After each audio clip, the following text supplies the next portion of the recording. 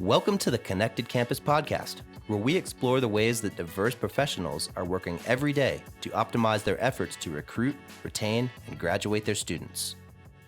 Greetings, everyone, and welcome to this episode of the Connected Campus podcast, episode number 33, another in our ongoing series of wonderful episodes with the folks that make Pathify happen, this time with Chris Hagan, our Chief Technology Officer.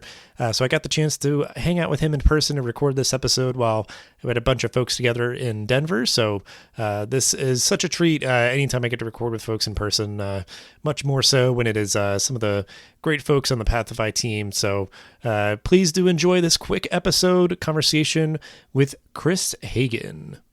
Welcome, everyone, to this very special live in-person episode of the Connected Campus podcast. I am here with one of our fearless leaders, someone who's been around Pathify for a long time, so it's always a treat for me to get a little bit more of the lore, the background, the kind of canon that is Pathify and its journey to where it is now. So, Chris, you are Chief Technology Officer. You have a very unique perspective and history and everything, but if you just want to introduce yourself quickly, your professional background, which is also very unique, and then we'll get on to the other questions I have. I'm Chris Hagan. I came up into computing genetically. Both of my parents were at one time or another the head of school of computing at Monash University, which is where I spent my time growing up. I had the paper aeroplanes in the corridors and the little water coolers, which is the most exciting thing that a person who's 8 years old can possibly do. There was a room with VR helmets in it, which I was not allowed into. It wasn't as exciting when I snuck in as you would think it was going to be. And I didn't quite manage to teach myself COBOL. So I decided I was never going to do that for a living because the beards and the coffee and the cigarettes in the break room just didn't look like all that much fun. Mm-hmm. So when I came out of school, I went into nursing, into the psych system, and I was a special in hospitals, which involves one-on-one treatment for people who need extra numerary support. And eventually, when I had my kids, it didn't make a lot of sense for me to be working in that space and coming home to a domestically psychiatric situation. So taught myself to program, took up a little career in econometrics, did some stock market analysis, eventually went to ThoughtWorks and said, hey, I know you don't interview people without degrees, but you're going to want to interview me. Went to India with them, spent a little time, and eventually started biology and building out interesting systems of tree ring analysis, getting computers to talk to koalas. Finally, sort of worked my way through to owning my own company with some open source stuff that I'd built out at Monash and took the plunge over to America. So that's the background. It's an incredible story, a lot of unique experiences. And I guess it's like a brief follow-up for where you are now and sort of the hindsight. Like, are there things with all the different unique things that you've done that you feel like you still use? Because it seems like there might be a very like sort of disjointed thing, but I feel like there probably is some level of sort of connective tissue of sort of like, oh, you know, people think back to their first jobs and then maybe informs how they work in future jobs or whatever. Just anything like that sort of comes to mind. Well, when you manage a department of 20 people, it helps to have been psychiatrically inclined. I won't say I diagnose anymore, but I certainly know how to diffuse tension, and I know how to spot when someone's in trouble. You'd also be really surprised if you look at the contemporary field of, especially modern AI and things like that, how much any language-oriented practice and how much any pedagogically child-oriented practice has to do with teaching these models how to encounter the world and convincing them how to behave the way you want them to. It goes beyond typing in words, and it actually does become a sort of unconventional neuro-linguistic programming. Yeah, I think it's come up in a lot of the conversations that I've had with like higher ed IT leaders and just people with kind of perspectives on technology nowadays of like not forgetting the sort of human element. One, just sort of like people working together, but the idea that it's people using these tools that we're creating and just trying to keep all of that in mind. So definitely very important stuff. So, I mean, if we ever get to the point that it's computers for computers' sake, it's John Connor time, you know? Yeah, yeah. Yeah, I'm glad we didn't go with that Terminator reference. Actually, I was just watching like clips from one of the many movies earlier, so I appreciate that. So we do have folks from the Pathify team here in the room, whether people are watching the video or listening. You hear a little chatter and reactions in the background. But you've been at Pathify for a long time. I'm curious how you originally found out about Pathify. The company that I started moved to America to work at St. Leo University, who was at that time not yet a Pathify customer. But my very old dear friend, Gordon Sanson, a very learned professor, was over there working first at Pearson and then into St. Leo. Dr. Jeff Borden, who is now the Dean of Communication over at Gonzaga, ex-D2L, ex-National, ex-Pearson, ex-St. Leo, a phenomenally accomplished and clever man. He actually called me up and said, hey, I'm thinking about working with these people. Can you come across and have a look at it and tell me if I'm crazy? Because it sounds like they're going to do some really technically clever things. It sounds like they've got pretty big ambitions. Mm-hmm. And I'd like you to have a look and tell me where the line is between the truth and the fiction. So I came across and did a sort of a consult. I spent a couple of months looking at their technology, looking at their people, figuring out whether what they had to say about what they were doing was for real. Gave them a roadmap for what to do next, and then they asked me whether I wouldn't mind implementing it for them. That's awesome. And dedicated and avid listeners of the show, we've rebroadcasted some of Dr. Jeff Borden's episodes. So if you've listened, you know that name, or if not, go check them out. They're great. We want to honor kind of what he was doing as sort of the predecessor of this show. And yeah, I think he was one of those sort of kind of linchpin people, like he's very well-known, well-regarded. And so it's cool that he helped kind of bring you into the fold. But so that kind of brings us to sort of, you are the chief technology officer. That's, you came in, you're sort of helping to implement and create and iterate on our platform and everything. Just kind of in a nutshell, like what sort of work do you do on a daily basis? Because I think a lot of listeners would be able to sort of appreciate generally sort of a chief information or technology officer, but at Pathify, like what's the sort of work that you do on a daily basis? I do a lot of talking to people. I talk to people who are inside my department. So I'm first and foremost a senior manager of middle and junior managers and of direct employees. Every day, the first thing I do is make sure that everybody's okay. I do a lot of reading. There are industry trends which come from years and miles ahead that I need to know how we're going to take a posture which is going to enable us to receive the new piece of news that the Chinese privacy law has changed, that GDPR now requires an on-premise representative in the EU for data controllers, that the White House is about to publish a new set of regulations about the use of artificial intelligence in human-facing technology. I have to know about these things because I'll be steering the ship from 12 months in advance, taking technical positions, which on a day-to-day might mean sitting with my chief engineers and saying, hey, I want us to kick off a spike into let's think about how we would approach this particular thing. Can we have control over this in case we ever need to? I also do a little bit of playing with programming on my own account. I get lucky sometimes and I get to play with programs a little bit. And I'll often spike things out that are too wild a moonshot to try to give to anyone on my team and risk their sort of expected outputs and their KPIs. So I'll take a punt on something like, how would this piece work in AI?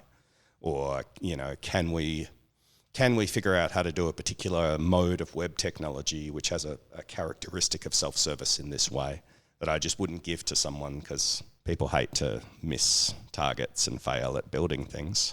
And I'm used to it. Yeah, that's something even just for we're, startup hustling and all that, but still we play around in, the global stage of all the, higher institutions across the world and everything. So that idea of any of the different, stringent rules or looser rules or changing rules or anything like that, we have to kind of interface with. And because it's cool that you still get to get down, kind of get your hands dirty with building stuff. Because I think, anybody in higher ed would appreciate that sort of idea of trying to find ways to still do the sort of core work of if you're on a campus, it's be great to have interactions with students versus being constantly and exclusively 30,000 feet up. So if it's you can still, like you said, kind of work on something maybe this is a little bit bigger than I should or could or, want to be doing. And I can, give an opportunity to somebody knowing that it is possible or it's something that they're interested in working on or something like that. So it's a good balance, it sounds like.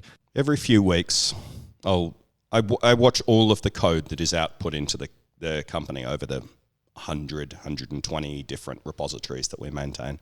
And every few weeks, I'll reach out to somebody on the team, junior or senior, and say, you just authored some code. Come and sit with me and walk me through it. And they all know me well enough to know that this isn't going to be a nitpick or a lecture. This is just going to be, I'm going to give you a platform to talk about your work and to expand on it a little bit and sometimes educate me. And folks, me here too. We are currently recording in downtown Denver, so we've got the city and the world around us. But so the train's going in the background. But yeah, and I think just trying to get to sort of like what you enjoy most about this work, like you maybe are sort of carving out these sort of balance and sort of diversity of things that you're working on, and just like like you said, kind of keeping like the human element or focus, sort of the empathy and all that kind of stuff. So like, just as you're thinking and reflecting, I think you're approaching 5 years at Pathify. Like, what do you enjoy most about this work? You're working in ed tech, you're working, directly serving institutions and their students on a global stage and all this kind of stuff. So what sort of like resonates and sort of gives you fulfillment? Well, I have a good job because the things that I just told you I did every day, those are my favorite things. Working with and growing people, it's a matter of great pride and pleasure when I'm able to take somebody in and build them up. We have some phenomenal people inside the company right now. We have Huon Imberger, who has just had a tremendous rise towards being a phenomenal programmer. We have Amanda Lane, who came cross-industry, having done a little programming course, and I could see a real fire in her. We've just graduated Tiana Chaparro, who was with us for a year and a half, not long enough, and is now going off to pursue something which is, study-based and really ethically oriented to how she wants to affect the world. The people that I protect and grow and build are my proudest achievement. Yeah, and I think like being, the chief whatever officer, like it's trying to really honor that part of it, of being the mentor, being sort of the people use like words like sponsor or whatever. It could be just sort of like calling you out. You're doing a great job, and we like be really clear about that. And that may include sort of like guiding them towards somewhere else and doing something else and all that. But well, even with people who don't work for me, I'm not shy about spending a couple of hours drilling into what it is that they would like to do with their lives. That's also, yeah. I mean, I think we sort of have the benefit like at the moment where it's like it's a small team and it doesn't feel like it's like, oh, I'm reaching across this massive bureaucracy of like hundreds and whatever of people and everything. Like everybody's pretty accessible and just sort of approachable in that way. So I do find that being an enjoyable thing. And I guess I kind of want to like follow up too, because people listening or watching haven't noticed your accent. Like you are one of our global employees. We have people all over the world and everything. So like, is there an aspect of that maybe you've like that was just sort of a happenstance, or you've pursued, like you enjoy that sort of environment of sort of having that dynamic in the workplace? Well, for me personally, Australia was too small. There's a group of 8 universities, and those are the big ones, and they're regulated, and it's very, very research driven. And I really wasn't going to find a place in Australia to spread as big as I wanted to do the interesting things that I wanted to without following the money into insurance or banking, which I'm reasonably certain would have eventually resulted in a broken window at a high story and a trust fall that wasn't going to come off. As for how all of the other people from around the place have come into Pathify, I think we have done an incredibly good job of maintaining the kind of culture that people want to talk about. And we've got people in Canada, we've got people in Australia, we've got people in Ukraine. I wish they'd let me get them out, who came in on word of mouth, who knew other people, and we picked them up from over there. And because we have such a huge a trust and relationship-oriented basis for how we work together, the remote work doesn't really present any major challenges, so we can just take talent from all over the world. That's the dream. I've always been a very strong advocate of remote work, and this is like, evidence, exhibit A of sort of just like, this is what you can accomplish. Like, you can get, like great people from all the world and give them flexibility and stuff like that. And so it's really, really awesome to see. And yeah, I mean, it feels, cohesive, even with just the people in different time zone and different cultures and all that. Like they at least have some sort of core that, are sort of shared values and everything. But it is really awesome. And I think looking towards the future, we're continuing to obviously the work that you and your team are doing, sort of like in our product team and everything, kind of iterating on the platform and, blazing new trails and everything. So for you personally, what are you looking forward to most? So we're about to see a fairly major global evolution of user interface and computing capability. And we're exactly at the point, this company here, to be one of the front runners. And we're going to be. I like working with Google. I like working with the people on my team who are so clever and powerful that they can turn towards something as large and threatening as this. But also I like that I have 30 or 40 CIOs and customer leaders who I can use as trusted confidants and go, I'm going to do this, and I think it's going to mean this to your business operations. Just validate that for me. Mm-hmm. Somebody like Joe Mancini out at Montgomery County Community College, who's been with us for years. He's the kind of person who I'm going to call a couple of times along the journey and go, let me show you what I'm doing and let me show you how I think it impacts things, and do we need to steer the boat at all?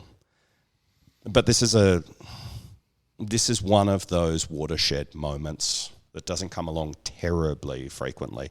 It's probably up there with commodity computing, when we moved from the big Lisp machines that were at the weather station and in DARPA and at Harvard, and all of a sudden everyone was buying microcomputers out of magazines and assembling them. Mm-hmm. Technically, the technology hadn't massively changed, but the rules of the economic and consumer game had changed enormously, and that makes it feel like it did. And that's where we are right now. I'm looking forward to that. Yeah. Well, because it's like everybody's just kind of like interfacing with just sort of like, what does it mean? What does it mean? Because it's like, like the idea where it's like, is this a new thing that just came out of nowhere that nobody was expecting? It's just that sort of like, okay, it's finally sort of tipping over, the peak where it's like, it's cheaper, it's quicker, it's better, and just sort of is able to sort of permeate the world in all the different sort of different ways and everything. But it's definitely a really exciting time. And I think it's, when we're recording this episode, we are just fresh off a webinar with Google talking about AI and our sort of perspective and everything on that. And I think depending on when people listen to this, I think we'll have just more and more exciting new things to share. So and I think it is just like a great opportunity for me just seeing sort of who are those connections in the history of like who brought people in and why, and sort of however long they've been here and what they've been able to accomplish. It's just really fun for me to hear all the stories and everything from the folks that make Pathify happen. So just thank you for hanging out and sharing all that you did. You bet. Thanks for listening to The Connected Campus. Please leave a 5-star review for the show and share it so others can discover us. Make sure to also subscribe so you never miss an episode. Thanks again for joining us, and we'll see you in the next episode of The Connected Campus.